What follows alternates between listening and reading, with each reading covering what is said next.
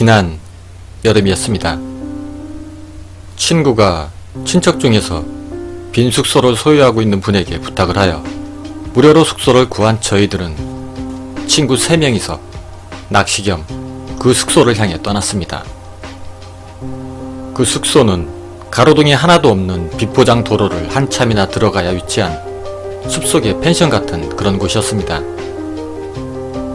시설이 그리 좋지는 않았지만 뭐 공짜라는 생각에 우리는 만족을 하며 낚시 물때가 새벽 1시라 할 것도 없고 해서 간단히 소주로 시간을 버티려고 했는데 그게 생각보다 걸쭉하게 마시게 되었습니다.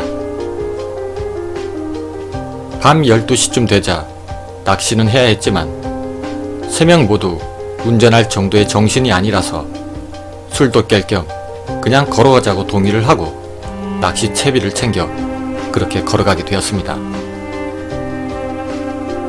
비포장 도로에 가로등 하나 없는 길을 우리는 핸드폰 라이트를 지렛대 삼아 그렇게 걷고 있었습니다.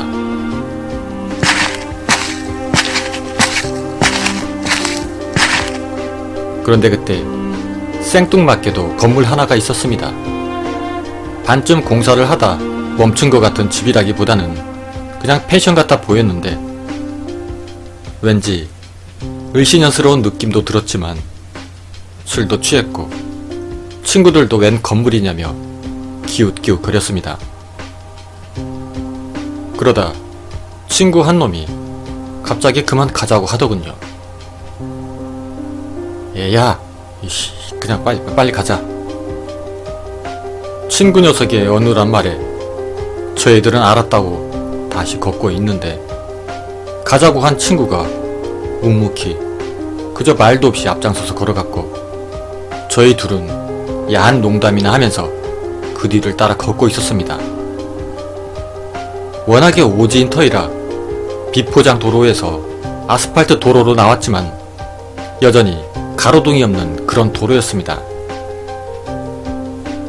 한참을 그렇게 열심히 걷고 있었는데 그때 뒤에서 라이트가 번쩍 하더군요. 그래서 뒤를 돌아보니 택시를 상징하는 빈 차의 표시가 가장 눈에 먼저 보이더군요. 그런데 저희 옆으로 차를 멈춘 택시가 창문을 내리더니 우리 보고 타라고 하는 겁니다. 낚시하러 가는 것 같은데 탈 생각 없어요? 그래서 당연히 거절하려고 했는데 그때 앞에 서서 핸드폰 라이트를 비추며 길을 걷던 친구놈이 아무 말도 없이 앞좌석에 바로 타더군요. 우리와는 아무 상의도 없이 말입니다. 이런 시골에서 택시를 잘못 타 택시 요금 폭탄을 맞은 경험이 있던 저는 친구에게 뭐라 말을 하려 했지만 근데 분위기가 이상해서 일단은 탔습니다.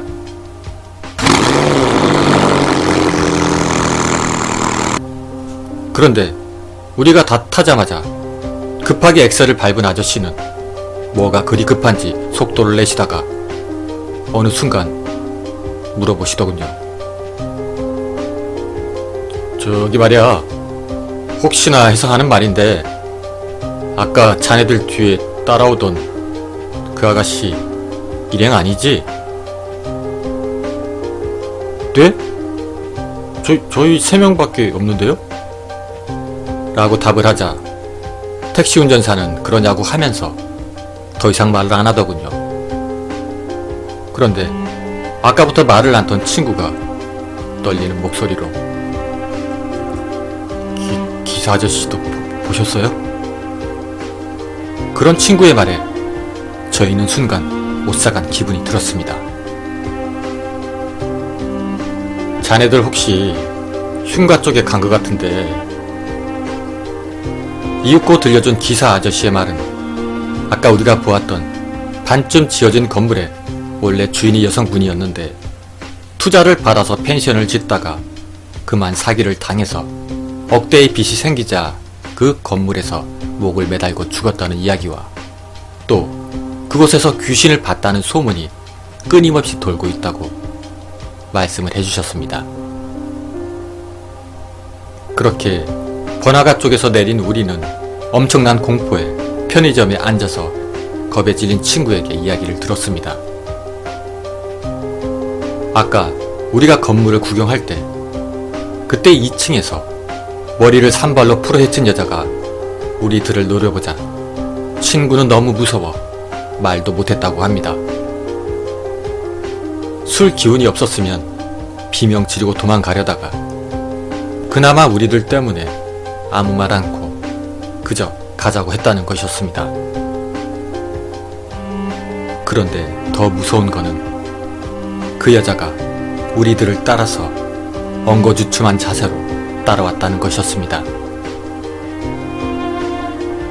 우리는 결국 그날 바닷가 근처의 모텔에서 새우잠을 잘 수밖에 없었습니다.